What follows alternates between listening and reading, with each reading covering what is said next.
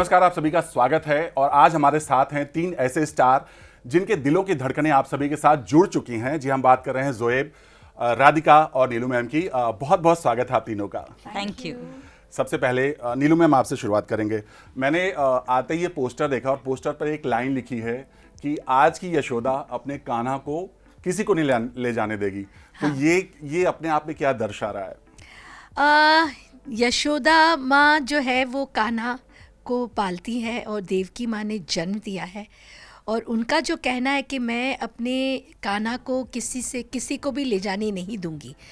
पर वही बात आती है जबकि देवकी माँ आएगी और अपने कान्हा की मांग करेगी, और यशोदा के लिए वो कितना कठिन समय होगा उस चीज़ को फेस करना, क्योंकि उसने कभी एक्सपेक्ट भी नहीं किया होगा कि वो अपने कान्हा से दूर हो सकती है। तो ये एक स्थिति है जो आएगी, और उसमें देवकी माँ नहीं लेकिन राजेश्वरी देवी बीच में आएगी, और यशोदा को उसके कान्हा से दूर हो जाने के लिए जो परिस्थिति आएगी वो शायद आपको देखने को मिलेगा, और बहुत ही हार्ट ब्रेकिंग होगी वो सारी चीज़ें जब एक माँ अपने बच्चे से दूर होती है। राधिका, पहले तो आप दोनों की जोड़ी बहुत अच्छी लग रही है। हाँ? बहुत ही खूबसूरत लग रही है, हम कहना चाहेंगे। Thank you. आपको कैसे कॉम्प्लीमेंट मिल रहा है, चाहे घर पर या फैंस के थ्रू या डीएम के थ्रू, कैसे आपको रिस्पांस मिल रहा है? बहुत अच्छा मिल रहा है फ्रैंकली। बहुत टाइम बाद एक्चुअली हमारी जोड़ी को मतलब ऐसा कहते हैं कि केशव, वृंदा और कान्हा एक परिवार लग रहा है। सो ये मुझे ऑन सेट भी सुनने को मिलता है काफ़ी हद तक। मेरे मम्मी पापा भी बोलते हैं और काफ़ी फैंस भी बोल रहे हैं, we are looking like a family, so it's a good thing for us. आपका जो किरदार है केशव, राइट, केशव का अभी तक मुझे समझ में आ रहा है, जहाँ तक मुझे समझ में आ रहा है, केशव एक ऐसा लड़का है जो माँ का बहुत लाडला है, बट उसकी लाइफ में कोई आएगा जिसकी वजह से माँ और जो एक पिसेगा। तो ये जो एक कहानी है, आई थिंक घर घर में होता होगा। बिल्कुल, हर घर क्या कहेंगे अपने इस किरदार के बारे में?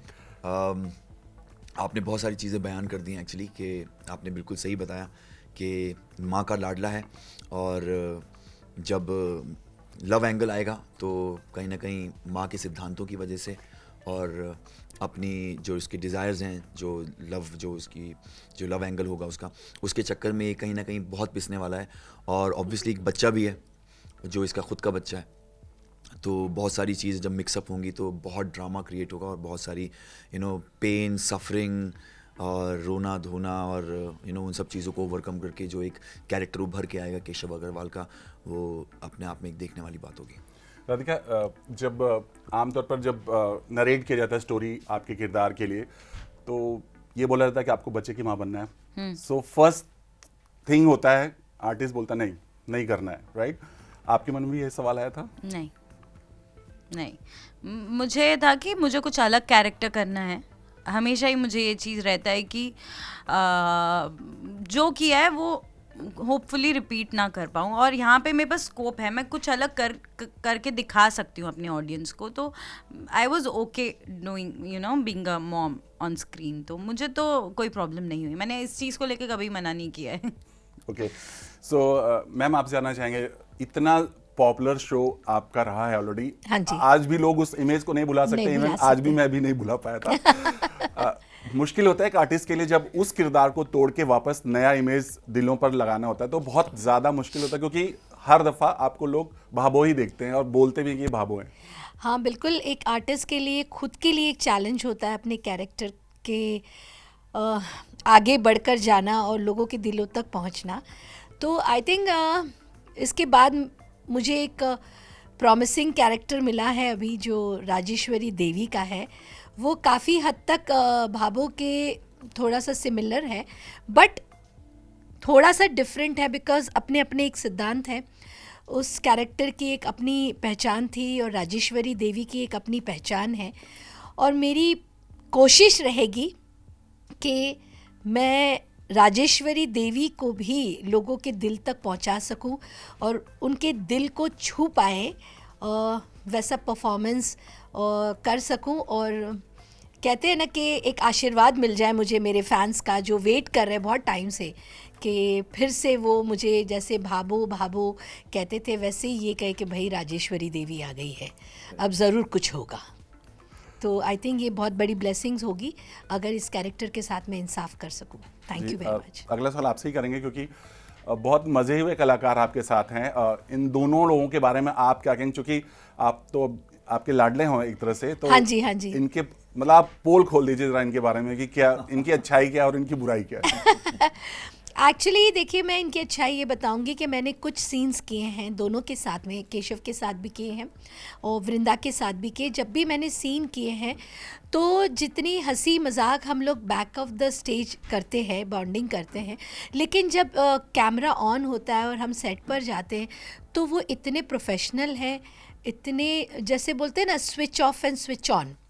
तो ये आर्टिस्ट के लिए बहुत मुश्किल है कि आप हंस रहे हो और हंसते हंसते आपको कहा गया कि अब आपको रोना है, तो इट्स वेरी डिफ़िकल्ट। बट इन दोनों बच्चों में मैंने वो चीज़ देखी है कि they are very very quick, switch off and switch on. और जब एक सीन होता था, जैसे मेरे साथ केशव का सीन था एंड वृंदा के साथ था, तो they both perform so nicely कि मुझे बहुत अच्छा लगा। और मेरे दिल से, मतलब एक होती है ना ब्लेसिंग्स होती है, एक आर्टिस्ट के लिए सबसे बड़ी ब्लेसिंग यही होती है कि कोई ये कहे कि मज़ा आ गया यार ये सीन करके, ये एक आपने जंग जीत ली। बिकॉज जब खुद को मज़ा आएगा तभी ऑडियंस को भी मज़ा आएगा। जब हम ही नहीं इंजॉय करेंगे सीन को, हमारी आंखों में आंसू नहीं आएंगे, तो लोग के आंखों में आंसू हम कहाँ ला पाएंगे। अगर हम हंसेंगे, हम इंजॉय करेंगे, तब लोगों को भी मज़ा आएगा, वो भी हंसेंगे, यार मज़ा आया। वो यही एक ब्लेसिंग्स है, यही एक रिवॉर्ड होता है एक आर्टिस्ट का। बट ये तो बहुत अच्छी बात हुई और हमारे सामने हुई, बट ऐसी बातें जो आपको अच्छी नहीं लगती इनके बारे में। नहीं, अच्छी लगने वाली इन दोनों बच्चों में ऐसी बात है नहीं। बोल दो ना, बोल दो। नहीं, हकीकत में नहीं है, हकीकत में नहीं है। बस यही है कि अभी तो बच्चे थोड़ा केयर कर पाते, बाकी होता है ना कि काम में इतने उलझ जाते हैं कि खाने पीने का भी नहीं ध्यान होता है। ये बच्ची कई बार विदाउट ब्रेकफास्ट भी सेट पे भागती है, अपने शॉट को लेके भागती रहती है। तो हमें ये नहीं अच्छा लगता कि आप ब्रेकफास्ट नहीं करती, और फिर खुद बड़े प्यार से कहती भी, सॉरी आज ना मैं थक गई थी तो I didn't feel like having breakfast. तो राधिका आप थोड़ा ध्यान रखिए क्योंकि आपको बहुत लंबे तौर पर आगे जाना है। तो ये बात हमें नहीं लगती है, ठीक है भाई, please you have to take care of your. Radhika, next सवाल आपसे, जब आपको पता चला आपके सामने जोएब आ रहे हैं, पहला थॉट क्या था? पहली बार जब आप दोनों एक दूसरे को देखे तो फर्स्ट थॉट क्या था आपका? मुझे ना वैसे सच्ची बात यह है कि मुझे ऑप्शन मिले थे और मैंने ही चूज़ किया था इसे। रियली? सच्ची, अरे सच्ची। तो कौन था दूसरा ऑप्शन? थे 2-3 ऑप्शंस थे, नहीं, अच्छे खासे एक्चुअली 6-7 थे। तो मुझे ही पूछा गया था, तो मैंने कहा मुझे यही चाहिए। तो देखिए, ये इनकी अच्छाई है कि दोनों के अंदर कितनी सच्चाई है। Thing is that even he But that's the fact. नहीं, ज्यादा थे। सो थॉट क्या था, मतलब कि यार ये अच्छा है हमारे लिए, ये जोड़ी अच्छी बनी? मैं वही बता रही हूँ, 6-7 लोगों के साथ मैंने मॉक शूट किया था, बट सबसे ज़्यादा कंफर्टेबल मैंने इनके साथ फील किया। तो मैंने बोल दिया कि I am very comfortable with him, और अच्छा लगा इनके साथ काम करके, तो ऑफ कोर्स वहीं से थॉट बन गया। Yes. मतलब आपके दिमाग में क्या है जब आपने देखा फर्स्ट टाइम कि ये मेरी को स्टार बनेंगी? फर्स्ट थॉट क्या था? देखिए, पहला थॉट तो यही होता है कि क्योंकि हम सीन में इन्वॉल्व होते हैं और मॉक शूट हो रहा होता है, तो आपका सारा फोकस जो होता है वो ये होता है कि जितना अच्छा हो सकता है उतना ऑर्गेनिकली इसको अच्छा करके दे दें। और acting is all about acting and reacting, give and take. और वो अगर अच्छा करने वाला मिल जाए पार्टनर आपका, तो 90% आपकी जंग आपने जीत ली है। तो वो चीज़ राधिका में थी, क्योंकि ऑब्वियसली वो बहुत बार कर चुकी थी मॉक शूट बहुत सारे लोगों के साथ, तो she was very thorough about it. But for me it was the very first step towards मैं दिल तुम धड़कन। एंड बहुत कंफर्टेबल थे हम लोग वो सीन करने में भी, मॉक शूट के दौरान। और मुझे बिल्कुल भी ऐसा नहीं लगा कि मैं किसी न्यू कमर के साथ काम कर रहा हूँ या किसी ऐसे के साथ काम कर रहा हूँ जो अनाड़ी है, जिसको नहीं आता। बहुत आसानी से हमने एक पेज पे होके, एक लेवल पे होके सीन को अंडरस्टैंड करके, रीडिंग करके, इनफैक्ट गाना भी साथ में था, और वो ऑर्गेनिकली जो चीज़ हो गई, तो वहाँ समझ में आ गया था कि हाँ, she is a professional artist और काम करने में मज़ा आएगा इनके साथ। राधिका, जो भी शो आपने किए हैं बहुत पॉपुलर हैं, बहुत प्यार मिला, आज भी लोग उसको हमेशा याद करते हैं और चाहते हैं कि वापस आए, क्योंकि जिस तरह से शो एंड हुआ था लोग नहीं चाहते थे। तीनों शो की बात करें मैम, आपके भी शो की बात करें, हाँ जी। आपके भी शो की बात करें, आपके भी शो की बात करें, सबसे पहले आप तीनों जाना चाहेंगे, जब शो इस तरह से अब्रप्ट एंडिंग होती है ना तो बहुत बुरा लगता है, क्योंकि फैंस को भी बुरा लगता है और आर्टिस्ट को भी, क्योंकि वो चाहते हैं कि चीजें अच्छी तरह से खत्म हो, क्योंकि अच्छी टीआरपी होती है, लोग बहुत पसंद करते हैं, उसके बावजूद भी शो बंद होता है। तो क्या लगता है उस समय, कितना एज ए एक्टर क्या कहना चाहेंगे, मतलब किस तरह से फील होता है? आई थिंक जिस दिन मेरा SSK2 बंद हुआ था, हम आप लोग सब थे। आए थे और आप सब ने देखा था, मेरा रोना बंद नहीं हो रहा था, मैं उस वक्त भी लास्ट मोमेंट तक होप में थी कि बस अब भी एक्सटेंशन मिल जाए, बिकॉज हम लोग एक फैमिली, मतलब मैं सबको यही बताती हूँ कि मैं काफ़ी दूर ट्रैवल करके शूट करने आती थी, तो मैं अपने हस्बैंड को भी बोलती थी कि मैं मोस्ट ऑफ द टाइम मैं सिमर हूँ, मैं राधिका हूँ ही नहीं, राधिका सिर्फ सोने आती है घर पे, तो मैं सिमर ही बन चुकी थी, मेरा पति आरव ही था और मेरी सास बड़ी माँ ही थी, तो वो चीज़ मैं इतनी कनेक्ट, मैं अभी भी उनसे दूर नहीं हट पाई हूँ, मतलब I am still connected to them.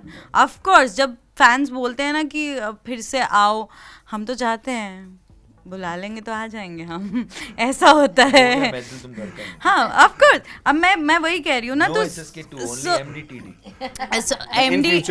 In future I am sure इसमें भी यही होगा, बिकॉज अगर मैं 2 हफ्ते में इतनी बॉन्ड कर चुकी हूँ आप लोगों के साथ, तो तुम सोचो अगर हम 1 साल 2 साल बाद इस बारे में बात करेंगे तो विल बी लाइक मैं पॉजेसिव होंगी तुम्हारे लिए, ठीक है, है ना? सो नीलू मैम, ये आपसे भी जानना चाहेंगे, आज भी पहले अनस से कनेक्टेड हैं, या चूंकि दीपिका तो बहुत अच्छा कर ही रही हैं, हाँ जी, हाँ आप जी। मिलती भी रही हैं, हाँ जी। अनस से कनेक्टेड हैं, अब बात होती है? अनस से काफ़ी 1 साल हो गया बात नहीं हो पाई, बिकॉज आई थिंक वो अब अपनी फैमिली में, या उसके पापा की भी डेथ हो गई और उसने शायद इंडस्ट्री से थोड़ा सा कदम पीछे ले लिया है, बट शो के बाद भी वो कनेक्टेड थे और वो उतना ही मतलब प्यार, जैसे एक माँ के लिए, और वो हमेशा कहते थे she you are my mother, real mother और उनकी रियल मम, और कोइंसिडेंसली उनकी मम्मी पापा की भी एनिवर्सरी सेम डेट पर है, मेरी भी एनिवर्सरी सेम डेट पर है, 22 फ़ैब, और मेरी भी 22 फ़ैब है, तो एक कोइंसिडेंस था वो। बट 5.5 साल अगर आप किसी परिवार के साथ काम करते हो तो नेचुरल बात है कि आपको प्यार होता ही है। उसमें जो बेटा है वरुण जैन, उसका भी बर्थडे 15 अप्रैल है, मेरा भी 15 अप्रैल है। आप लोगों ने तो खैर काफ़ी स्टोरी कवर भी की है चीज़ें, तो उसमें भी काफ़ी सिमिलर चीज़ें हुई थी। और लास्ट डे तो मतलब ऐसा था कि एक्सेप्ट ही नहीं कर पा रहे थे हम लोग कि हम कल इस सेट पर नहीं आएंगे, तो बहुत मुश्किल होता है। आई थिंक हम सुमित सर और हमारा एक फ़ोटो भी शायद आया होगा इंस्टा पे कि हम उस गली में सारे आर्टिस्ट बैठे हैं दुकान के पास में, एंड वी आर मिसिंग कि यार ये हमारा फ़ोटो इस दुकान के साथ लास्ट है। मतलब आज भी मैं कह नहीं पा रही हूँ, बिकॉज मेरे गूज बम्स आ रहे हैं and I can not imagine that scene, because मेरे लिए दैट वाज नॉट एक्सेप्टेबल कि ऐसा हो सकता है, because that was my first show and 5.5 साल एक परिवार को मैं छोड़ दूंगी कि अब कल से ये मुझे नहीं मिलेंगे, दे are going to say me good morning, they are going to say me हाय, तो ये बहुत मुश्किल होता है एक सफ़र। लोगों को ऐसा लगता है अच्छे नोट पे खत्म होता है, अच्छे नोट पे, मतलब था ही नहीं। और जैसे आपको शायद ऑडियंस को ऐसा लगता होगा कि हम लोग हमारे लिए क्या है कि हमने एक्टिंग की नहीं, जैसे यहाँ भी एक कैरेक्टर जो राजेश्वरी देवी है, she is involve with the children, एक फैमिली है उनके लिए, जैसे केशव है, वृंदा है, काना है, बेटियाँ है मेरी, प्रियंका है, पूर्वी है, तो एक परिवार बन जाता है। आज 10-12 दिन मैंने शूट किया है, वो 10-12 डेज़ में वो मुझे अपनी लगती हैं, तो सोच लीजिए 1 ईयर 2 ईयर्स के बाद वो मेरा एक परिवार हो जाएगा, तो it will be very hard for me to leave them. तो इतना आसान नहीं होता है, आर्टिस्टों को भी बहुत तकलीफ़ होती है जब वो कैरेक्टर करते हैं, और उससे दूर हटना कि आज के बाद ये कैरेक्टर अब हम नहीं कर रहे, we are moving to another character, it's very tough dear. So please do watch Main Dil Tum Dhadkan, Shemaroo Umang, Monday to Saturday रोज़ 8:30 बजे। ये मेरी दिल की बात थी, but now Rajeshwari is telling. जब इमली के बारे में बात करें, जिस तरह से ऑफ एयर गया, यही सेम चीज़ था, लोग नहीं चाहते थे, बट आज करते करते वो चला ही गया। जब इस तरह से चीज़ें ऑफर जाती हैं तो थोड़ा इफेक्ट पड़ता है, क्योंकि अच्छे नोट पे जाती है तो खराब लगता है, क्योंकि नहीं टीआरपी अच्छी हो, लोग नहीं पसंद करो, शो बंद कर दो, अच्छा लगता है। ऑब्वियसली इट्स वेरी डिसहार्टनिंग, क्योंकि इतनी मेहनत होती है पूरे एक शो को बनाने में, इतने सारे कैरेक्टर्स हैं, सब अपना 100% देने की कोशिश कर रहे होते हैं, नॉट ओनली एक्टर्स बट पूरी यूनिट होती है, लाइटमैन है, स्पॉट दादा हैं हमारे, पूरे 100-150 लोगों की यूनिट होती है। बुरा लगता है थोड़ा बहुत, but you have to accept it and you have to move on, because यही प्रकृति का नियम भी है, हर चीज़, कोई भी चीज़ परमानेंट तो है नहीं। आप किसी चीज़ की शुरुआत कर रहे हैं तो उसका अंत भी होगा, और ऑब्वियसली थोड़ा सा अब्रप्ट होता है तो थोड़ा सा बुरा लगता है, बट हर अंत एक नई शुरुआत की आगाज़ होती है, तो हमें उसकी तरफ देखना चाहिए और हमेशा पॉजिटिव रह के देखना चाहिए कि अभी लाइफ क्या ऑफ़र कर रही है हम लोगों के लिए भी और सबके लिए, और stay positive and keep moving. जी बिल्कुल सही कहा, जहाँ अंत होता है वहीं नई शुरुआत नई शुरुआत होती है। जब आपको ये किरदार बताया गया, सबसे पहले थॉट क्या था कि नहीं मुझे ये करना है, क्यों करना है, क्या सोचा कि नहीं ये किरदार करना है, क्योंकि इस किरदार से बिल्कुल नया अवतार में आप ऑडियंस के थ्रू अपने उनके दिलों में जगह बनाएंगे, तो ये जो किरदार है वो सबसे अच्छी बात आपको क्या लगी इस किरदार की? बहुत स्ट्रॉन्ग है, और मैं खुद भी हूँ, और मुझे मौका मिल रहा है ऑडियंस को आजकल के टाइम में एक्चुअली लड़कियों को ये चीज़ बताना कि भाई डरना नहीं है, कोई भी सिचुएशन हो, आप बिल्कुल डरो मत, आप स्टैंड फॉर योरसेल्फ। वो चीज़ है इसमें वृंदा में, तो वो चीज़ अगर मैं पोर्ट्रेट कर पाऊंगी और उन तक वो मैसेज पहुंचा पाऊंगी कि भाई बिल्कुल डरने की ज़रूरत नहीं है, जो करेक्ट है बोलो और उस पर खड़े रहो, वो चीज़ मैं कर पाऊंगी तो आई विल बी सक्सेसफुल। वो चीज़ मुझे बहुत अच्छी लगी, that is why I said yes. मुझे अब बस हो गया ना, अभी लाचार बेबस नहीं, अब बस हो गया, खुद के लिए स्टैंड लेना। अब हमें अपनी सोसाइटी को सिखाना है भाई कि स्ट्रांग रहो, कोई भी सिचुएशन हो, आपको किसी पे डिपेंडेंट भी होने की ज़रूरत नहीं है, वो चीज़ दिखानी ज़रूरी है, and I am very happy कि मुझे ऐसा कैरेक्टर मिला। मैम, जो वृंदा, केशव और कान्हा की जो पूरी कहानी है, उसमें जो आपके साथ जो ताना बना है वो कैसे बुनेगा, कैसे क्या होगा, थोड़ा सा अगर रिवील करना चाहें, बताना चाहें। देखिए, ये जो कहानी है एक नया कॉन्सेप्ट है, और केशव और वृंदा और कान्हा के बीच में जो एक डोर है वो है राजेश्वरी देवी जी की, और ये जो बुनेगा एक नए मैसेज के लिए, नई सोच के लिए, एक सिद्धांत के लिए, और इसमें बहुत सारे फन्स भी होंगे, रोमांस भी होगा, नए मैसेजेस भी होंगे, और सबसे प्यारा होगा हमारा कान्हा। जी राधिका, हर बार एक शो के बाद एक ब्रेक लेते हैं, कुछ ना कुछ होता है, बीच में बहुत सारे ऑफर भी आते रहते होंगे, लाइक बिग बॉस होता है या इस रियलिटी शोज़ के भी ऑफर आते हैं, ऐसा कुछ सोचा था या इस तरह से ऑफर कुछ आए थे आपको?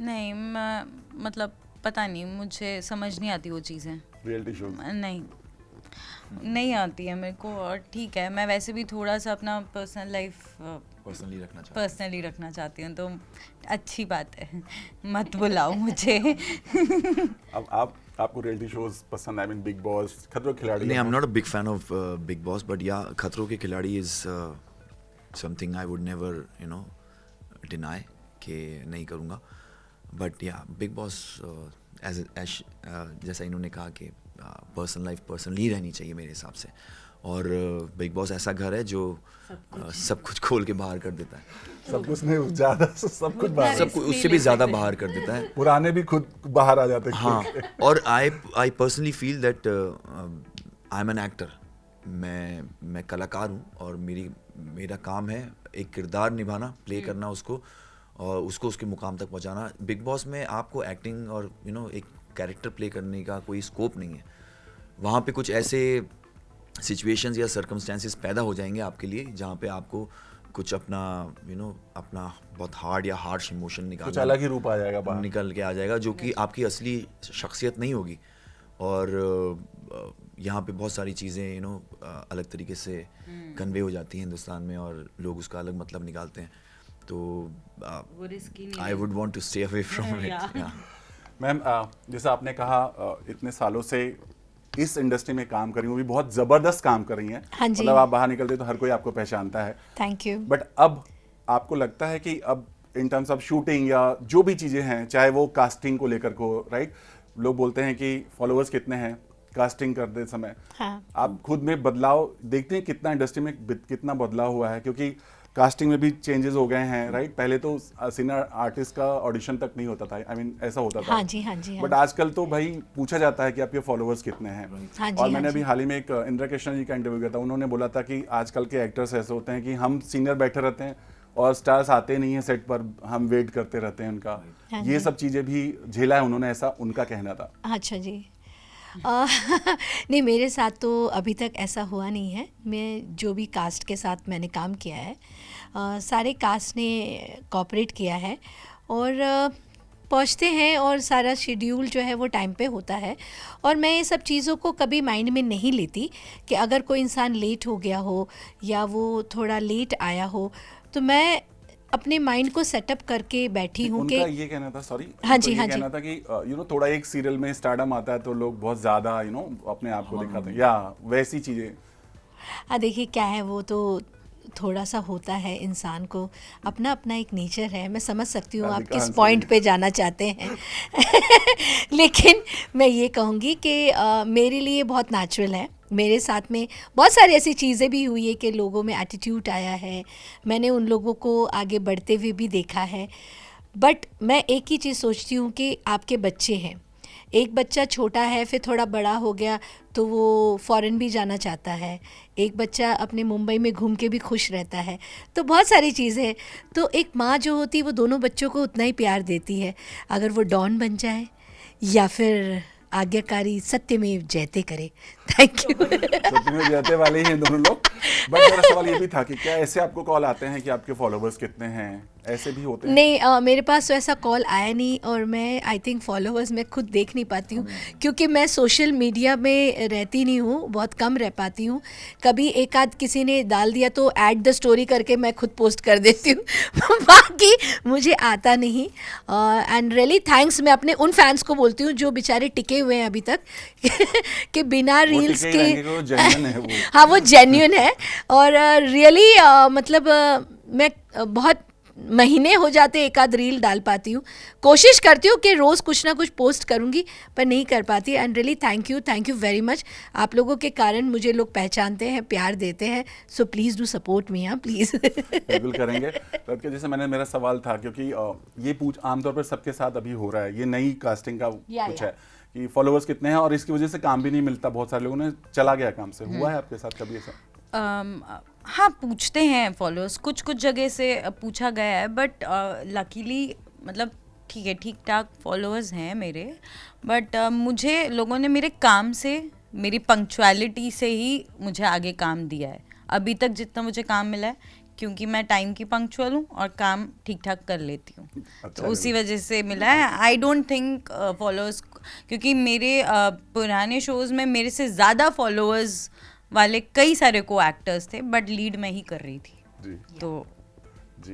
That is the answer. Yeah, तो कभी हुआ ऐसा कि हाँ शो से निकल गया? हाँ बिल्कुल बिल्कुल हुआ है ऐसा, हमारे साथ भी हुआ है और मेरे ख्याल से ऐसे बहुत से एक्टर्स के साथ आजकल रेगुलर बेसिस पे हो रहा है। And it's a very disturbing thing because आप सोशल मीडिया के ज़रिए एक किसी के टैलेंट को नाप नहीं सकते मेरे ख्याल से। एक कलाकार को अगर अपने ये जरूरी नहीं है कि जिसके सोशल मीडिया फॉलो ज्यादा है वो अच्छा एक्टर हो। True exactly. और Yeah. आपने मेरे ख्याल से सोशल मीडिया का नॉर्म देखा होगा, स्पेशली जब से टिकटॉक आया था और उसने उसको फॉलो किया इंस्टाग्राम ने। इन्होंने 1 मिनट और 30 सेकेंड्स के जो कॉन्सेप्ट निकाले हैं, that doesn't define you as an actor और एज अ परफॉर्मर। ऑब्वियसली लोग कुछ अलग अलग तरीक़ों से अलग हरकतें करके डांस करके, मैं ये Yeah. उनको वो नहीं कर रहा हूँ, उनकी अपनी अलग मेहनत है। अलग मेहनत है उनकी, but that doesn't mean that you are a performer और एन एक्टर। एक्टर की जॉब बिल्कुल अलग होती है और फुल टाइम जॉब। हाँ फुल टाइम जॉब है। और सोशल मीडिया पे आप जब इंस्टाग्राम पे 30 सेकेंड और 1 मिनट का वीडियो बना रहे हैं, वो ये डिफाइन नहीं करता कि आप किस तरह के कलाकार हैं। और इंडस्ट्री में आजकल ये बहुत इस चीज़ को बहुत इंपॉर्टेंस दी जा रही है कि आपके कितने फॉलोअर्स हैं, क्योंकि आपके फॉलोअर्स ज़्यादा होंगे तो आपकी आपकी फ़ैन फॉलोइंग होगी, हम आपका शो चल जाएगा या उससे उनको आपको मिलेगी वो चीज़। बट कंटेंट तो कंटेंट होता है और एक्टर तो एक्टर होता है। परफॉर्म तो एंड ऑफ द डे आपको कैमरे के सामने ही करना पड़ेगा। इन्फ्लुएंसर्स जो हैं जिनके फॉलोअर्स ज़्यादा हैं, वो ज़रूरी नहीं है वो एक्टर होंगे, वो किस तरह से परफॉर्म कर सकते हैं और वो क्या जस्टिस दे पाएंगे उस कैरेक्टर को, रोल को। तो ये बहुत डिस्टर्बिंग चीज़ है अभी जो चल रही है, बट मेरे ख्याल से बहुत जल्दी मेकर्स को, बहुत जल्दी लोगों को यहाँ पे रियलाइज़ हो जाएगा कि एक एक्टर और एक सोशल मीडिया इन्फ्लुएंसर में फ़र्क होता है, और एक्टर को एक्टर की जॉब मिलनी चाहिए और इन्फ्लुएंसर को इन्फ्लुएंसर का काम करने देना चाहिए। वो अपने सोशल मीडिया के लिए काम करें, जो अपने वीडियोस बना रहे हैं वो बनाएं, एक्टर को पर्दे के लिए काम करना है उसको एक्टर की जॉब मिलनी चाहिए। क्योंकि ऐसे मेरे बहुत से दोस्त हैं, आर्टिस्ट हैं जो थिएटर में करते हैं काम, और उनके उतने फॉलोअर्स नहीं हैं, बट वो बहुत अच्छे आर्टिस्ट हैं, बहुत अच्छा काम करते हैं, उन्होंने बहुत अपनी थिएटर पढ़ाई से तो करी बहुत है, अच्छे हैं। सीख, हाँ थिएटर वाले हैं, बहुत सीखा हुआ है उन्होंने, बहुत अच्छा काम करते हैं, बट उनके फॉलोअर्स नहीं है और उस चक्कर में उनको वो रोल ऑफर नहीं हो रहा है जो एक एक जिसके 1 मिलियन फॉलोअर्स हैं, जिसके 2 मिलियन फॉलोअर्स हैं, उसको वो रोल ऑफर कर दिया जा रहा है जिसके लिए एक थिएटर आर्टिस्ट डिजर्व करता है उस रोल को। बट सो आई से it again, it's a very very very disturbing thing हमारी इंडस्ट्री में, और आई थिंक ये चेंज होनी चाहिए। एक्टर को उसका जो हक है वो उसको मिलना चाहिए, अच्छे एक्टर्स को आगे प्रमोट करना चाहिए हम लोगों को, जो अच्छा काम करें, जिनको काम करने की समझ है, और इनफैक्ट कास्टिंग डायरेक्टर्स जो हैं उनकी रिस्पॉन्सिबिलिटी ये बनती है कि इस चीज़ अच्छे पे एक्टर को आगे लाएं। अच्छे एक्टर को ज़्यादा प्रमोट किया जाए, उन जो काम करना जानते हैं उनको उस प्लेटफॉर्म को उनको मौका मिलना चाहिए काम करने का, ना कि इन्फ्लुएंसर्स को जिनको ABCD तक नहीं पता काम करने की कि एक्टिंग क्राफ्ट क्या है, काम कैसे किया जाता है। मैम तीन रोज जाना चाहेंगे, जैसे रोल की बात आई, नीलू मैम आपका कोई ड्रीम रोल है अभी? हालांकि आप तो सबके दिलों में अपनी जगह बना चुकी हैं, बट कोई ऐसा ड्रीम रोल है जो आप करना चाहती, वैसा कुछ किरदार करना चाहती? नहीं एक्चुअली देखिए मैंने सारे किरदार कर लिए, और ड्रीम रोल तो सारे ही है मेरे लिए, बिकॉज़ मैं हर कैरेक्टर को अपना ड्रीम कैरेक्टर ही मानती हूँ और उसके साथ वैसे ही इंसाफ करने की कोशिश करती हूँ। और मैंने एक फ़िल्म देखी थी मदर इंडिया, जिसमें नरगिस जी का कैरेक्टर था। उसके उत्तर तक तो नहीं, लेकिन थोड़ा बहुत करीब मैंने तू सूरज में सांझ पिया में किया था वो character, and I played a character of 80 years, भाबो जो थी। तो I really thank God and thanks the channel and Shashi Sumit production कि मुझे बहुत सारे कैरेक्टर्स करने का मौका मिला, पोर्ट्रे करने का मौका मिला। अब तो मेरा ड्रीम सिर्फ यही है कि राजेश्वरी देवी भी लोगों के दिलों तक पहुँचे, और मुझे सब ऐसा भावों को भूल जाएं। भाबो को ना भूले, Bhabo is the iconic, Yeah. And Rajeshwari Devi को भी उसके साइड में उतना ही एक प्यार। खड़ा रहने का मौका मिले। जी। यस। ओके, राधिका आपका कोई ड्रीम रोल है, मतलब जब आप इंडस्ट्री में नहीं आई थी या अब जब आप इतना पॉपुलर हैं, कुछ ऐसा किरदार जो आपको वैसा कुछ करना है, चाहे वो बॉलीवुड की तरह हो या टीवी इंडस्ट्री का कोई ऐसा?